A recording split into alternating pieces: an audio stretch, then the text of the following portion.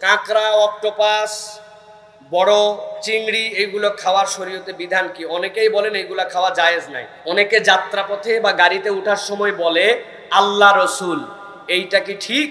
মৃত্যুর পর নাকি আত্মা 40 দিন বাড়ির আশপাশে ঘোরাঘুরি করে, এটা কি ঠিক? নামাজ, রোজা, যাকাত, হজ সবই করে, কিন্তু ভাইয়ের বোনের সম্পত্তি দেয় না। এ সকল মানুষের ইবাদত কি কবুল হবে? কোনো অমুসলিমের টাকা মসজিদ, মাদ্রাসা বা কোনো কাজে যেমন ইসলামী সম্মেলনে ব্যবহার করা যাবে কিনা, এর বিধান কি? অমুসলিমের দান করার বিধান কি? আমাদের সমাজে কিছু মানুষ ভবিষ্যৎ ভালো মন্দ জানার জন্য হাত দেখায় বা ভাগ্য গণনা করে এবং বিভিন্ন রাশিফলে বিশ্বাস করে। এগুলা কি শিরকের অন্তর্ভুক্ত? প্রিয় ভাইয়েরা, নবী করিম সাল্লাল্লাহু আলাইহি সাল্লাম বলেছেন, দুনিয়ার বুকে কতকগুলা শয়তান আছে জিনের মধ্যে থেকে, যারা আসমানে যখন ফেরেশতাদের কাছে আল্লাহ রাব্বুল আমিন দায়িত্ব বন্টন করেন, ওই আসমানের যতটুকু উপরে উঠা যায় উঠে যায়, যাওয়ার পরে কিছু কথাবার্তা শুনে ফেলে যেগুলা তকদির সংক্রান্ত, আল্লাহর দায়িত্ব যেগুলা দেন, ওইগুলা শুনে এসে কত গণকের কাছে বলে, এরা কুফরি কালাম চর্চা করে, এটার দ্বারা তোমাদের কাছে কিছু কথা বলে। মূলত এটা কোনো গায়েবের কথা নয়, বরং শয়তানের কথা। আর নবী বলছেন, কেউ যদি হাত দেখাতে যায় অথবা গণকের কাছে যায়, এরপরে ওই গণকের কথা যদি অবিশ্বাস করে, কিন্তু কেবল গেছে, বিশ্বাস করে না, গেছি একটু দেখার জন্য কি বলে দেখি তো, আল্লাহ নবী বলছেন তাহলে তার 40 দিনের ইবাদত আল্লাহর কাছে কবুল হবে না। নাউজুবিল্লাহ বলেন। আর কেউ যদি ওইটা দেখায় যায় এবং সেটা বিশ্বাস করে, তাহলে সে একটা স্পষ্ট শিরক করলো। এইটা সে যদি তওবা না করে এই অবস্থায় মারা যায়, তাহলে কাফের, মুশরিক, আবু লাহাব, উতবা, সাইবা, ওদের সাথে তার হাসর নাসর হবে। যতই মুসলমানদের মতো জানাজা দেওয়া হোক, এই হাত দেখানো, এই রাশিফল বিশ্বাস করা, তাদের কাছে যাওয়া, এইটা এমন শিরক, এর কারণে আপনি মুশরিকদের অন্তর্ভুক্ত হবেন। নাউজুবিল্লাহ। অতএব কোন ইমানদার কখনো এই সকল রাশিফল দেখানো, ভাগ্য গণনা করার জন্য, তারপরে কুষ্টি বিচার করার জন্য যেতে পারে না। এটা কারো হাতে নাই। আল্লাহ রাব্বুল আমিন ইয়ালামু মা, আল্লাহ রাব্বুল আমিন বলছেন, আল্লাহ রাব্বুল আমিন জানেন তোমাদের গায়েবের সকল খবর, একমাত্র জানেন কে? আল্লাহ। অতএব আল্লাহ যে গায়েবের খবর জানেন, ওটা অন্য কারো কাছে শুনতে যাওয়া যাবে, গেলে কি হবে? ইবাদত কবুল হবে না, মুশরিকের তালিকায় অন্তর্ভুক্ত হতে হবে। আল্লাহ আমাদেরকে হেফাজত করুন। যারা এরকম কাজ করে ওদেরকে এলাকার থেকে বের করে দিতে হবে। যেরকম হাত দেখার, এরকম গণকতারি করে, এরকম কবিরাজগিরি করে, ওকে এক ঘোড়া করে ফেলতে হবে। ইমানদারের সমাজে বসে তুমি ইমান বিধ্বংসী কাজ করবে আর ইমানদার আঙ্গুল চুষবে, ওই দিন ফুরায় গেছে। ওকে এক ঘোড়া করে দিয়ে সমাজে এরকম কাজ করতে দেওয়া যাবে না, ঠিক কিনা? এরকম কতগুলো আছে। কবিরাজ নামে, এগুলা ভণ্ড, এগুলা কবিরাজ নয়, এগুলা ইমান হরণকারী, এগুলা ইমান হরণকারী। অনেকে যাত্রাপথে বা গাড়িতে ওঠার সময় বলে আল্লাহ রসুল, এইটা কি ঠিক? মৃত্যুর পর নাকি আত্মা 40 দিন বাড়ির আশপাশে ঘোরাঘুরি করে, এটা কি ঠিক? প্রিয় ভাইয়েরা, নবী করিম সাল্লাল্লাহু আলাইহি সাল্লামের কাছে আসার পরেও এরকম সাহাবায়ে কেরাম থেকে প্রমাণ আছে যেখানে তারা আল্লাহর সাথে নবীর নাম উচ্চারণ করেছেন। নবী করিম সাল্লাল্লাহু আলাইহি ওয়াসাল্লাম তাদেরকে সতর্ক করে দিয়ে বলেছেন, খবরদার এইটা বলবা না, শুধুমাত্র বলো আল্লাহ। কেননা আল্লাহ নবীকে বলছেন, ইকরা বিইসমি রাব্বিকাল্লাযী খলাক। নবীকে তাহলে বলা হতো আপনি আপনার নামেও পড়েন, আল্লাহর নামে পড়েন। আল্লাহ নবীকে নির্দেশ দিয়েছেন আল্লাহর নামে কেবল। সেখানে আপনার আমার নবীর প্রতি ভালোবাসা থাকবে, মহব্বত থাকবে, কিন্তু সেটা নবীর দেখানো পদ্ধতির বাইরে নয়। আবেগ দিয়ে ইসলাম হয় না, ইসলাম বিবেক দিয়ে হয়। অতএব আল্লাহর সাথে কোনো রসুল বলা যাবে না। আমাদের আবার এক ধাপ তো আগায় গেছে, আল্লাহ রসুল এবং পীর মুর্শিদের নামে রওনা দিল, আছে না ভাই? এত আবেগ আপনি দেখায়েন না। কেবল আল্লাহর নামে চলবেন। কার নামে শুরু করবেন? কার নামে গাড়িতে উঠবেন? কার নামে? সব বিসমিল্লাহ। এখানে কোনো রসুল নাই। এখানে রসুল আছেন, আপনি এরপরে দরুদ এবং সালাম পেশ করবেন, কিন্তু নাম নিতে হবে কেবলমাত্র আল্লাহর। দ্বিতীয় প্রশ্ন, মৃত্যুর পরে 40 দিন বাড়ির আশপাশে ঘোরাঘুরি করে কিনা? আপনারা দেখেন নাই ভাই, মৃত্যুর পরে আত্মা ঘোরাঘুরি করে, আপনার সাথে পায়ের সাথে ধাক্কা লাগেনি কোনোদিন? কি সব আজগুবি কথাবার্তা আমাদের বিশ্বাস। এই সকল হচ্ছে হিন্দুদের বিশ্বাস। এইগুলা ওদের ওই যে পুনর্জন্মের বিশ্বাস, 4 দিন পর্যন্ত ওই বেডের পাশে থাকে আর 40 দিন আশপাশে ঘুরে, যার পায়ের সাথে ধাক্কা লাগবে ওইটাই পরের সপ্তাহে মারা যাবে, তাই না? এই ঘটনা যদি ঘটতো তাহলে এলাকায় কোনো মানুষই থাকতো না। প্রিয় ভাইরা, আল্লাহ আমাদেরকে বোঝার তৌফিক দান করুন। এইগুলো একটাও ইসলামী বিশ্বাসের সাথে সম্পৃক্ত নয়, এইগুলা সবগুলি অনইসলামিক বিশ্বাস। অতএব এইগুলো ইমানদারদের বিশ্বাস নয়। আমরা বিশ্বাস করি মৃত্যুর পরে আল্লাহ রাব্বুল আমিন দেহটাকে রেখেছেন, আত্মাগুলা যদি নেক হয় আল্লাহ রাব্বুল আমিন ইল্লিনের পথযাত্রী বানায় দিয়েছেন। ওইখান থেকে হাসরের ময়দানে আল্লাহর নির্দেশে আবার শরীরের সাথে সংযোগ পেয়ে উঠবে। এই আত্মার কোনো ঘোরাঘুরির কারবার নাই। আল্লাহ রাব্বুল আলামিন আমাদেরকে বোঝার তৌফিক দান করেন।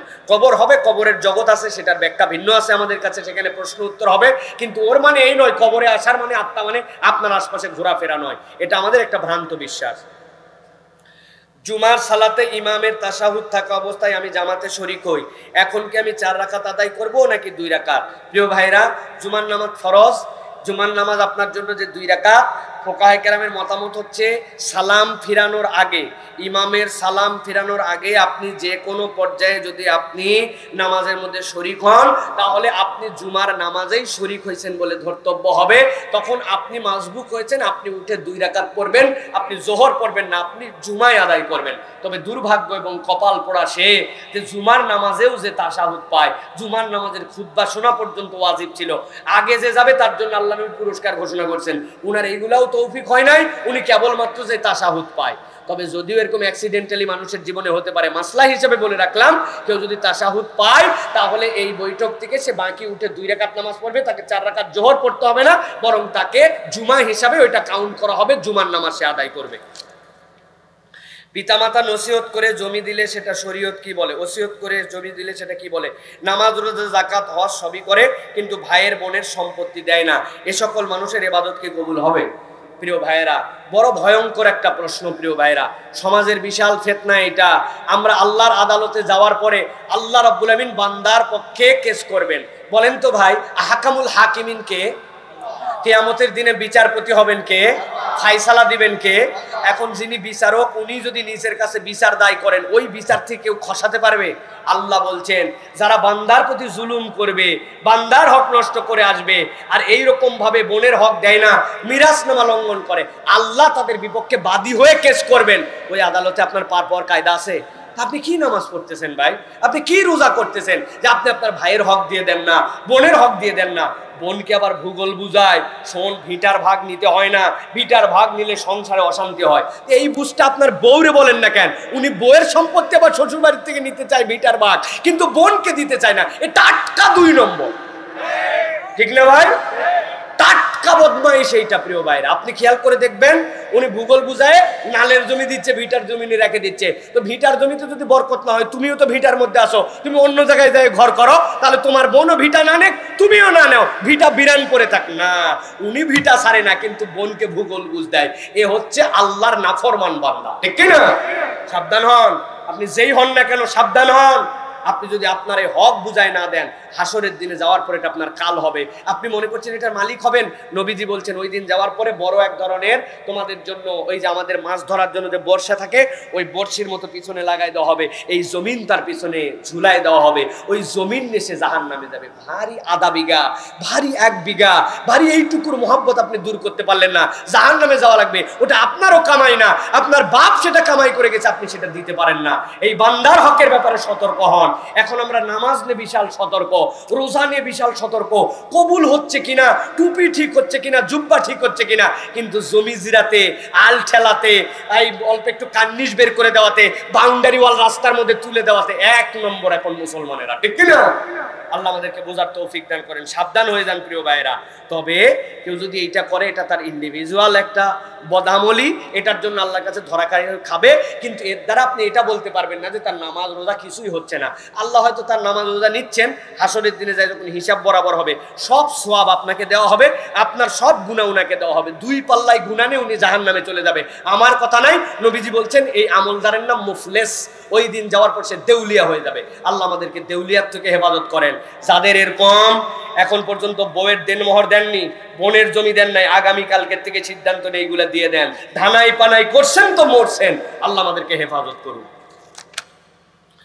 কোন অমুসলিমের টাকা মসজিদ, মাদ্রাসা বা কোনো কাজে, যেমন ইসলামী সম্মেলনে ব্যবহার করা যাবে কিনা, এর বিধান কি? অমুসলিমের দান করার বিধান কি? প্রিয় ভাইরা, কোনো অমুসলিম যদি কোনো মসজিদে দান করেন, অথবা কোনো ধর্মীয় কাজে দান করেন, ইসলামী কোনো প্রোগ্রামে দান করেন, তাহলে এই টাকা নেওয়া ইসলামী শরীয়তে জায়েজ। এটা আপনি ব্যবহার করতে পারবেন, এটা আপনি নিতে পারবেন। তবে আছে ওই অমুসলিমের অনেকগুলা ক্রাইটেরিয়া থাকে। অমুসলিমরা এমন একটা ব্যবসা করতেছে, আপনি দেখতেছেন যে সে মদের দোকানদার, আপনি দেখতেছেন যে সুদে টাকা লাগায়, কেবল সুদের কারবারি করে, অন্য কোনো কারবার নাই। তাহলে আমাদের আবেগ এবং বিবেকের সমন্বয়ে দেখতে হবে, এইটা তাকে বুঝাতে হবে যে এইটার সাথে ইসলামের সম্পর্ক নাই। কিন্তু কোনো একটা অমুসলমান সে চাকরি করে তো অথবা কোনো কিছু করে, ব্যবসা করে, সেখান থেকে সে ইসলামী কোনো কাজে সহযোগিতা করে, এটা আপনি সাধারণ জেনারেল দান হিসেবে নিয়ে মসজিদেও ব্যবহার করতে পারবেন। এটা আপনি যদি মাদ্রাসার কাজে দেয়, এটা যদি আপনার মাহফিলের কাজে দেয়, আপনি এটা ব্যবহার করতে পারবেন, জায়েজ আছে। প্রিয় ভাইরা, অমুসলমানের বাড়িতে দাওয়াত খাওয়া জায়েজ আছে, কিন্তু তাদের জবাইকৃত পশু খাওয়া যাবে না, অথবা তাদের কোনো দেবদেবীর নামে উৎসর্গিত যেইগুলা মান্যত অথবা উৎসর্গিত যেইগুলো ওই যে কি বলে ওদের জন্য, যে ওই যেইগুলা ওদের বিভিন্ন ভোগ দেয়, এই ভোগ আপনি খেতে পারবেন না। কিন্তু তারা যদি আপনাকে আপ্যায়ন করে তাহলে আপনি খেতে পারবেন, সেটা জেনারেল ভাবে। সুতরাং তাদের দানও নেওয়া যাবে এবং তাদেরটা খাওয়া যাবে। তবে জবেকৃত পশুর ক্ষেত্রে চূড়ান্ত আপত্তি আছে, এটা হালাল না হলে গ্রহণ করা যাবে না।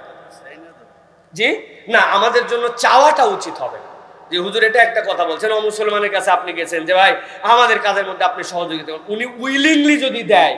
তাছাড়া আমাদের দিনকে আমরা অনেক সময় অভাগা বানায় ফেলবো, ভাই আপনি বড়লোক মানুষ আছেন, আমার মসজিদের জন্য দেন, মাদ্রাসার জন্য না, এটা আমাদের দায়িত্ব হবে না। বরং উনি যদি উইলিংলি দেয়, এটা আমরা নিব, আমরা তাদের কাছে চেয়ে নিব না।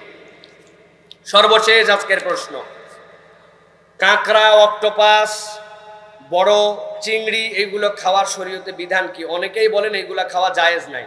প্রিয় ভাইরা, এই কথাটি সম্পূর্ণ ভুল। নবী করিম সাল্লাল্লাহু আলাইহি সাল্লাম বলেছেন, তোমাদের জন্য পানির নিচে যা, এগুলো সব খাওয়া আমাদের জন্য হালাল, সব।